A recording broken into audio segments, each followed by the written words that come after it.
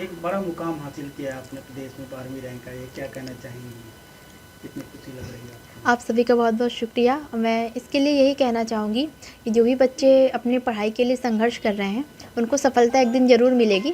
बस अपने जो प्रयास हैं, अपनी मेहनत है, जो अपनी ईश्वर के प्रति आस्था है, बस उसको बनाए रखें, अपने माता पिता का साथ बनाए रखें तो उन्हें ज़रूर सफलता मिलेगी। पापा आपके ऑटो चलाते हैं, ऑटो जी चला सर। के इस मुकाम तक पहुंचाया, किस तरह देखती हैं उसे? सर वो एक हमेशा इंस्पिरेशन रहा है मेरे लिए, कहीं ना कहीं कि आपकी परिस्थितियाँ कैसे भी हों, आपका बैकग्राउंड कैसा भी हो, भले आपके मम्मी पापा की इतनी शैक्षणिक स्थिति है वो भी इतनी अच्छी क्यों ना हो, लेकिन अगर वो आपको पढ़ाना चाहते हैं और आप खुद भी इतना मेहनत कर रहे हो तो आपका ज़रूर सिलेक्शन होगा। यही सर मैं कहना चाहती हूँ। किस तरह से मेहनत करती थी, कितना पढ़ाई करती थी, कहाँ कोचिंग करी? सर जो मेरी जो प्रारंभिक शिक्षा रही है वो शहर के ही सरकारी कन्या विद्यालय प्रवीण कुमारी से रही है। उसके बाद सर मैंने अपना जो ग्रेजुएशन है शहर के ही जो मॉडल साइंस कॉलेज है रीवा से किया है। सर उसके पश्चात मैंने अपनी जो तैयारी है सेल्फ स्टडी के माध्यम से की है, जिसमें मैंने किसी कोचिंग का सहारा नहीं लिया है। सर उसी में मैं अपने रूम में ही सर रह के अपनी तैयारी करती थी और सर तैयारी के बाद ही मुझे लगातार मैं अपना पेपर देती गई, जिससे मुझे वर्ष 2021 में मुझे सफलता प्राप्त नहीं हुई थी। उससे मेरा चयन किसी भी पद पे नहीं हुआ था, लेकिन एक विश्वास था कि हो जाएगा और सर मैं लगी रही और सर मेरा चयन हो गया इस बार। क्या पहले से आपका सपना था कि हमें इस फील्ड में जाना है, या कुछ सोच कर आए हैं? सर ये सपना कहीं ना कहीं मेरा था, परंतु इसको मेरे पापा ने और अच्छा से बना दिया था, क्योंकि उनको जब मैं पढ़ाई करते देखते थे तो वो कहीं ना कहीं उनका भी सपना बन गया कि अब तो इसको ज़रूर बनाना है, अब तो इसे ज़रूर करना है। तो कहीं ना कहीं उनके प्रयास थे और उनका इतना ही मोटिवेशन रहा है कि उन्होंने कभी कोई भी मुसीबत मेरे तक आने नहीं दी और हमेशा मेरा फाइनेंशली, इमोशनली और हर तरीके के जो भी सपोर्ट हो सकते हैं मेरे माता पिता के द्वारा वो किया गया। किसको श्रेय देना चाहती हैं इस उपलब्धि को लेकर? सर इसका श्रेय मैं अपने माता पिता को, अपने दोस्तों और अपने जो शिक्षक हैं सर सभी को देना चाहती हूँ। युवाओं के लिए क्या कहना चाहेंगे जो लोग ये तैयारी कर रहे हैं, किस तरह से वो पढ़ें? सर मैं युवाओं को यही कहना चाहती हूँ कि आप किसी के फोर्स में आके पढ़ाई ना करें जब तक आपका व्यक्तिगत रुचि ना हो उस पढ़ाई के प्रति, क्योंकि आपको कोई पढ़ा नहीं सकता है, आपको मेहनत खुद से करनी है।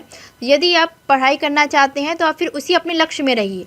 वर्तमान में जो सोशल मीडिया चलता है और जो विभिन्न प्रकार के जो भटकाव चलते हैं उनसे दूर रहते हुए केवल अपने लक्ष्य को ही एकमात्र टारगेट बनाना चाहिए और उसी में आगे बढ़ना चाहिए। और यदि आपका सिलेक्शन नहीं भी होता है किसी बार तो फिर भी उसमें पीछे नहीं हटना चाहिए, क्योंकि आपके लिए ईश्वर बहुत अच्छी चीज़ मतलब सोच के रखा है, तो वो कहीं ना कहीं आपको प्राप्त होगा। इसलिए कहीं ना कहीं आपको छोटे पोस्ट पे सिलेक्शन नहीं दे रहा है, मैं यही कहना चाहती हूँ। को ये प्रेरणा मिली?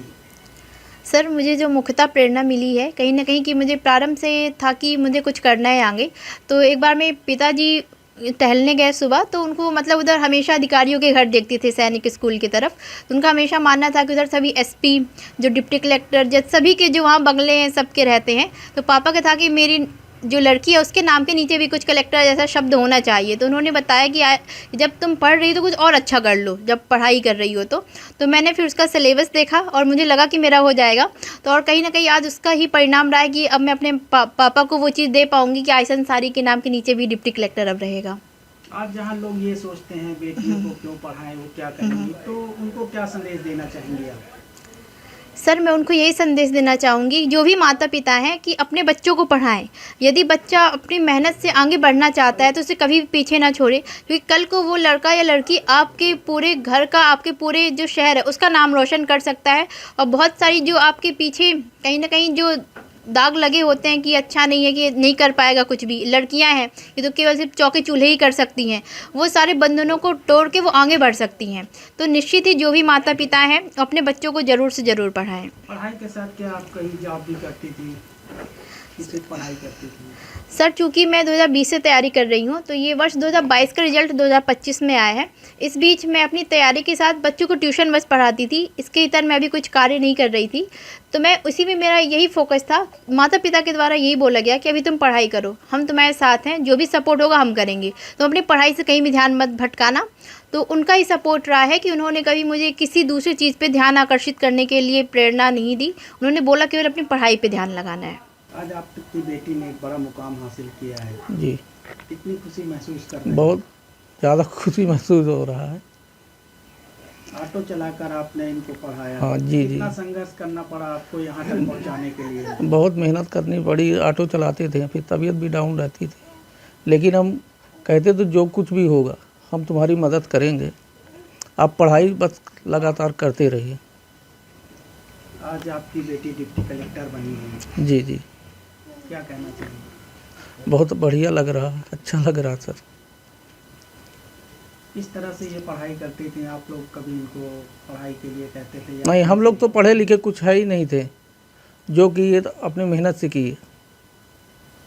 मतलब पढ़ाई के लिए कभी कहना नहीं पड़ता था? नहीं नहीं नहीं, वो अपने से पढ़ाई करती थी, हम लोग को कुछ जानकारी भी नहीं थी, लेकिन वो बोलती गई हम पढ़ेंगे तो हम पढ़ाते गए।